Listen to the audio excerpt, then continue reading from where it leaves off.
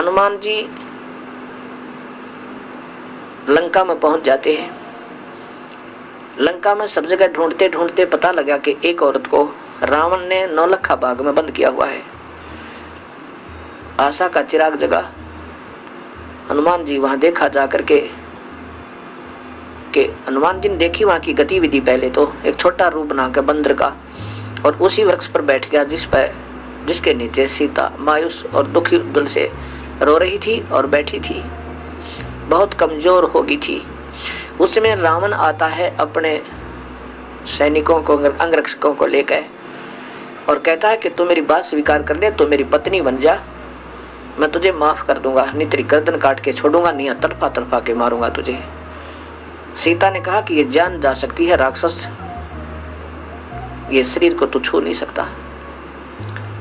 काफी देर डरा धमका के चला जाता है। हनुमान ऊपर बैठा देख रहा है।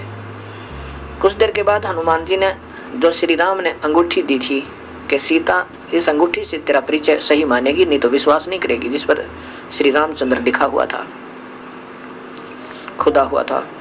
अब जो ही ऊपर से वो अंगूठी यानी छाप डाली, वह रिंग डाली सोने की, सीता ने देखा श्री रामचंद्र जी की अंगूठी को, तो रोज देखा करती थी, तुरंत पहचान ली। ऊपर देखा, वो हो तो बंदर बैठा है, और कहने लगी, रे बंदर, तूने एक जख्म और कर दिया मेरे हृदय में। पहले तो यह महा दुखी थी, मेरा अपहरण हुआ, ऊपर से वनवास था, और मेरे पति की मृत्यु की खबर लेकर आ गया तू। वो खा लिया किसी जंगली जानवरों ने। तब हनुमान जी नीचे आए, दुर्दशा देखकर कहने लगे, नहीं माता, उस त्रिलोकी नाथ को कौन मार सके, चिंता क्यों करते हो, मैं तो उनका भेजा हुआ एक संदेश वाहक हूँ, मेरा हनुमान नाम है, और मैं उनका अनुचर हो गया हूँ, मैं उनका सेवक हूँ, और मैंने ये सब हालत आपकी देख ली है माँ, और आपकी खोज होगी, अब तुरंत ही हम सेना लेकर आएंगे हमारे राम जी, और तुझे छुड़वा ले जाएंगे। सीता ने कहा, हनुमान जल्दी करना, मैं बहुत दुखी होकर रखी इन्होंने। तो हनुमान जी ने कहा कि माँ, मुझे भूख लगी है, कुछ फल तोड़ के खा लूं। सीता ने कहा, भाई ये दो जोड़ू हाथ तेरे थे, फल तोड़ कर मत खा लिए भाई, नहीं तो मुझे ये जान से मार डालेंगे ये राक्षस। बेटा भाई, कोई नीचे गिरा हुआ ना, नीचे गिर गया हो, पड़ा हो टूट के, अपने आप तो फल खा लेना, नहीं तो मेरा ब्योत नहीं तुझे भोजन भी कराने का, मेरी हिम्मत नहीं है इनको कुछ कह दूं, और तो फल तोड़ के खा लिया ना, मेरे को कोड़े मार लगाएंगे ये।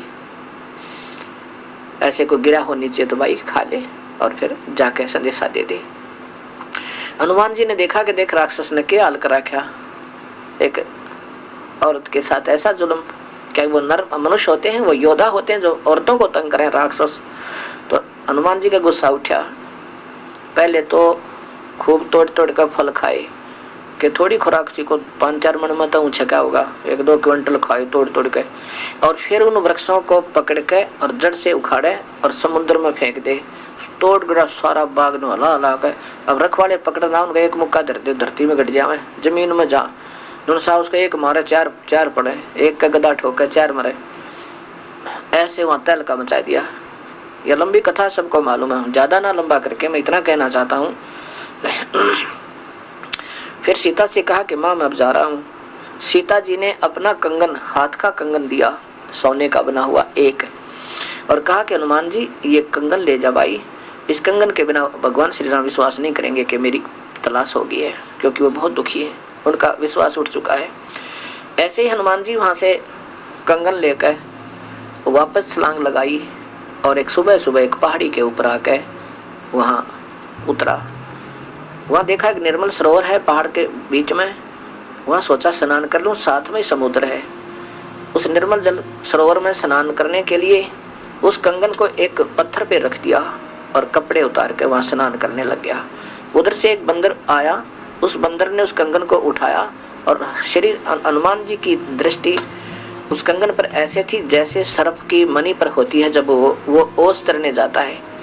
सुबह सुबह ओस चरने के लिए जब सर्प जाता है तो उस मणि होती है उसके पास, तो मणि को रख देता है और ओस चाटता रहता है, एक नज़र मणि पर रहती है, और कोई आपत्ति दिखा तुरंत भाग के मणि को अपने अंदर मुंह में लेकर भाग लेता है, मुख में लेकर। ऐसे हनुमान जी की दृष्टि उस मणि की तरह कंगन पर थी जैसे सर्प की होती है।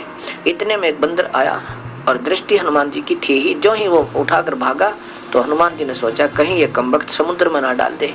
वैसे तो मैं इसको जाने नहीं दूंगा चाहे कितना ही भाग ले, पर यह मजबूरी हो जाएगी। जब समुद्र में डाल दिया तो मेरी सारी मेहनत विफल जाएगी। हनुमान जी पीछे भागा। इतने में वो बंदर एक आश्रम में प्रवेश किया बंदर ने, और देखते ही देखते एक मटके में, अच्छा ऊंचा मटका रखा था, उसमें कंगन डालकर आगे भाग गया। हनुमान जी ने राहत की सांस ली, चलो ठीक है मटके में है, उठा लूंगा। अब आगे देखा कि ऋषि बैठे हैं मुनिंदर नाम के। तो मटके में झांक कर देखा हनुमान जी ने, उस मटके में ऐसे ऐसे कंगन अनेकों पड़े थे।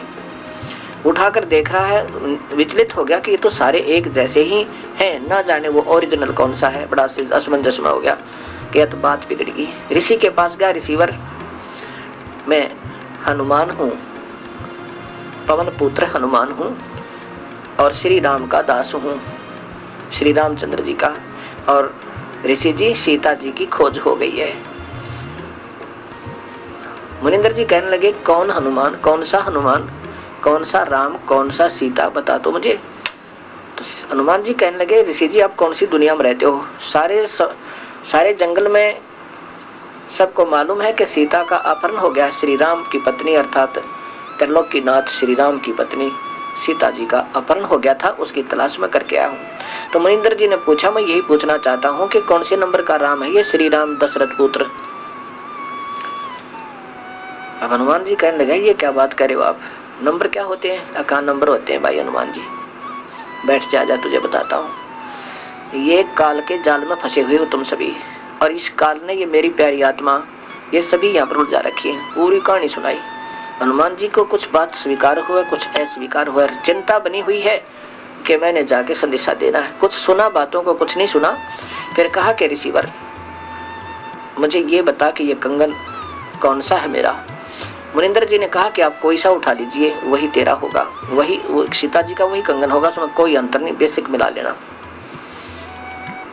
फिर सारी कहानी बताई मुनिंदर जी ने कि मैं यहाँ बैठा हूँ और ये रामचंद्र 30 करोड़ होकर जा दिए। बोला 30 करोड़? हाँ ये रामचंद्र तो 30 करोड़ हो लिए। तेरे जैसे हनुमान नई आत्मा आती हैं, अब आप अपनी मलाई खाकर चले जाओगे। शुभ कर्म है आपके, अच्छे भक्त आत्मा हो, सत भक्ति, क्योंकि पूर्ण काल की भक्ति आपको मिली नहीं। काल की भक्ति आप कर रहे हो, पूर्ण परमात्मा की भक्ति सही तुम्हें प्राप्त नहीं। तो ऐसे ही अपने मनुष्य जन्म को बर्बाद करके कुछ दिन स्वर्ग में रहोगे और फिर कुछ दिन अपने नरक होकर 84 में चले जाओगे। और नए युग में, त्रेता युग में नया तू होगा और नए और नव कितने की राम होकर जा रही है ये अवतार। और जितनी बार भी तुम आते हो ऐसी घटना घटती है, और यही हनुमान आते हैं और मैं वो ये कंगन इसमें डाल जाते हैं। तो हनुमान जी ने कहा कि एक कंगन तो जैसे आप कह रहे हो कि ले जाइए वही होगा, एक कंगन तो हर बार हनुमान ले ही जाता होगा, फिर इस मटके में कहां से आ गए वो? कबीर साहब ने कहा कि इसमें मेरी शक्ति काम करती है। मैंने इसमें एक ऐसा आशीर्वाद दिया है कि इसमें डुप्लीकेट कॉपी जो की तो बना दिया ओरिजिनल जैसी। एक कटोरी उठाई, उसकी एक कटोरी उठाई साहिब ने कांसी की और उसमें डाल दी। डालते 2 होगी, एक जैसी कप बिल्कुल सेम टू सेम। अब देख पहचान ले कोई सी ने। ऐसे ही इस बंदर के यहाँ डालते ही इसमें 2 कंगन बन जाते एज इट इज, और एक आप ले जाओ। ऐसे ही वो हनुमान एक ले जाता, एक इसमें रह जाता। ये 4 काउंटिंग, ये यादाश्त के लिए, ये गिनती के लिए यहाँ रख लेता हूँ। और हनुमान जी भक्ति करने ढंग दबाई, विधिवत साधना करो। ये निरंजन ब्रह्म तक की साधना था, शंखों बार कर ली तूने।